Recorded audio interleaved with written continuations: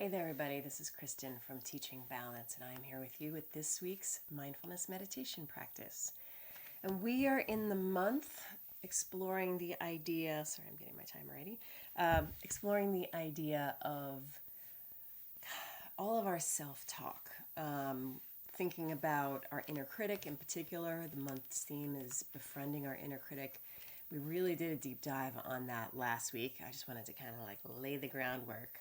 I want to pull back a little bit today, not only in terms of not as much detail, but actually pulling back our perspective is kind of the theme for what we're going to talk about, and how pulling back our perspective can actually be a very supportive mental technique when it comes to dealing with our inner critic, dealing with anything that honestly we find ourselves ruminating about or tormented by, to not sound too dramatic, but it's very, very helpful. It's something I've been talking about for years and years, but I feel like it's always so helpful to circle back. And then there have been times where I'll meet with someone who has been a part of this and has shared with me, the one thing that I still use from your membership or from that workshop or that retreat. This is what I'm about to share with you is actually one of the things that I've heard more than once. So here's how it works.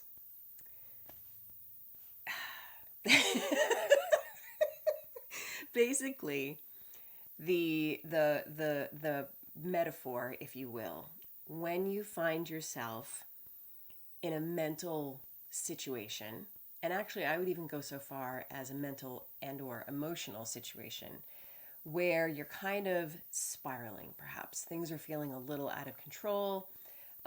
It could be that you're having a really strong reaction to some kind of a trigger, an interaction with a person, whatever it might be. And you can also find yourself feeling a real sort of emotional escalation and mental, almost like obsession, rumination on something, even if you're just, all by yourself washing your dishes or whatever it might be. So it doesn't necessarily have to be in the midst of the actual interaction, although it can. It can also be after the fact when something is just on your mind and you're literally getting triggered physically and mentally. And so here's the image. What I would like for you to do and play with whenever this occurs is to imagine a stage and a balcony. And when you think of the stage, I think of almost like, the old time theaters and that sort of thing. The stage is where the action is. So it's where the conversation that was problematic with that person, or it's the triggering event, or it's, the worry, the profound worry that you have about something that's really disturbing you. That's on the stage. Now, we often find ourselves standing on the stage with the problem where the action is. And that's just sort of natural, of course. What I would like for you to do is practice taking your perspective, your witnessing mind, and putting it up in a balcony so that you can still see the action. You're not trying to pretend it's not happening. You can still see it, but you have more distance. You have more perspective. You have a little bit more, basically distance and perspective. Objectivity is another way that you can think about it. And what is very, very supportive about that is that it allows you to relate to the issue, the problem, even if it's just your inner critic ranting at you. It allows you to relate to it in a way that is a little bit more skillful because you are not in the thick of it where it's like here, here, here. You're up here and have a little bit more perspective. Okay. This can be expanded in a variety of ways, but that's really the premise behind it. Now, you could even take it a step further, and as you're watching this happen, in whatever way it relates to you, you could even in your mind, and this is in a book that I'll be talking about at some point this month, you can even refer to yourself in the third person as a way to further create psychological distance. So for example, let's say I have a fight with my husband and I'm thinking about it and thinking about it. And I decide, okay, I'm going to try this where I'm going to put myself up in the balcony and I'm playing over the events of what happened, what he said, what I said, whatever. But what I'm going to do is I'm going to refer to myself in the third person and I'm going to say, well, Mike, did this, and then Kristin said that. Like, why did Kristin say that? What was she expecting the outcome would be? And even though it feels kind of like weird and forced, that in and of itself can also be disruptive to feeling that you're internalizing it, you're embodying this challenge, this conflict, this issue, and it helps to support that third person. So there's so many ways we can go with this, but that's the gist of it. Now, I'm not going to put that into our practice. I would love for us to just practice like we do. But of course, that the beauty of sitting in meditation is that it allows us to more easily, naturally, spontaneously embody that more up in the balcony experience. We are cultivating the witnessing perspective. We're cultivating objective awareness where you're not in the throes of whatever's happening, but you're kind of slightly more apart, a little bit more noticing, like, oh, okay, this is happening, that's happening. And so it is a part of our practice, and I'll weave that in a little bit, but I didn't want to do the whole balcony thing. So that being said, let's go ahead and get started. 10 minutes. I feel I'd like for us to have a little bit more silence at the beginning in particular. Yeah. All right. Allowing yourself to close your eyes or lower your gaze. Taking those deep breaths as best as you can. Some days it's easier than others. I'm not judging the state of mind with which you come to this practice. I'm not judging however it's going to be for you, but instead just allowing yourself to step into that moment of mindful awareness, that objective witnessing mind. And as you get pulled into thoughts, as you get pulled into that movie of the mind, where you find yourself interacting with the thoughts, responding to the thoughts, inevitably there'll be that moment where you notice. It's like looking around in the theater.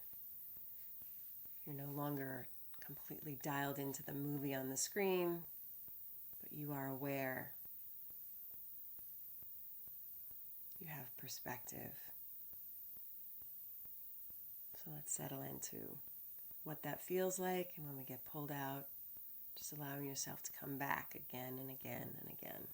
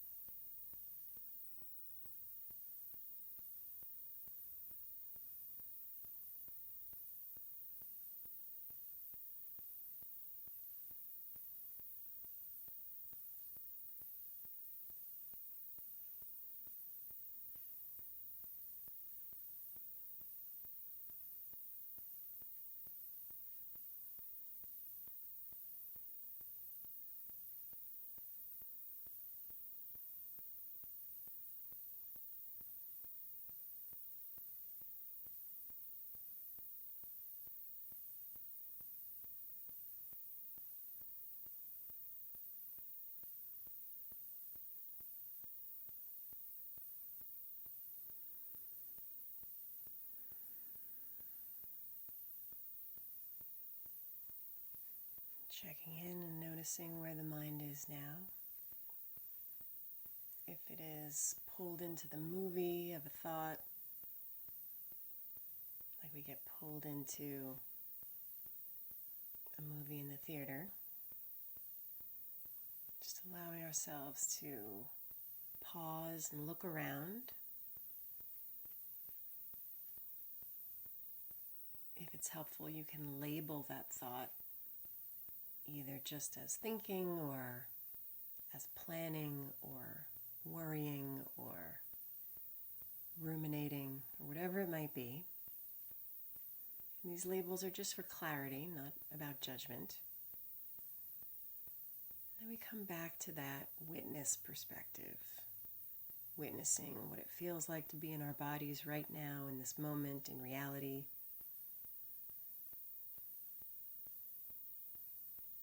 Noticing what's happening for us, what sounds we might hear, what sensations we might feel.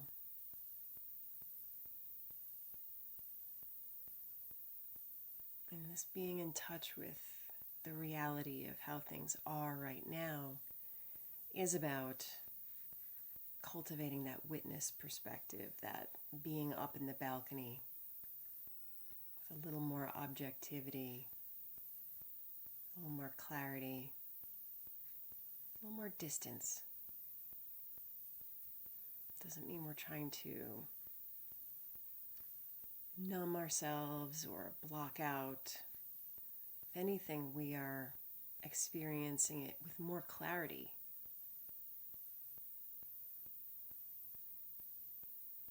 Not getting pulled into the emotions.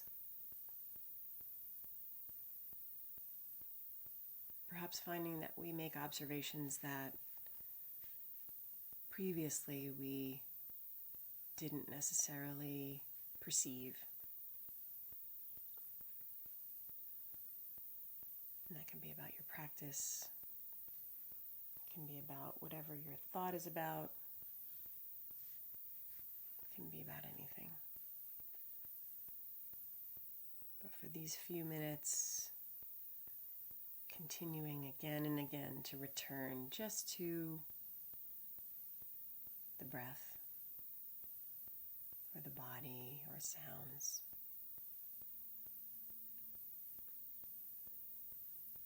So in the 3 or so minutes that remain, let's sit together in silence and just watch what happens, and just watch it with that awareness.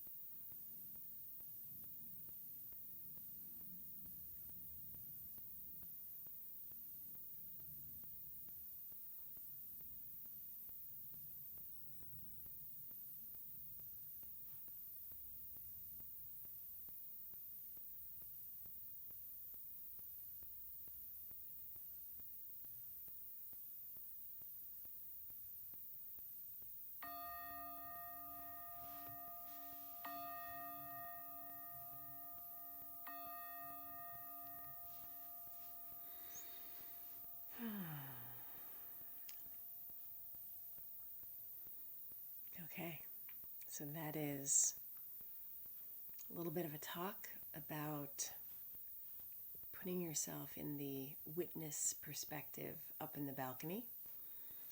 And our practice actually even referenced the movie of the mind, which sometimes I talk about. Sorry to mix my metaphors, but the idea is basically still the same.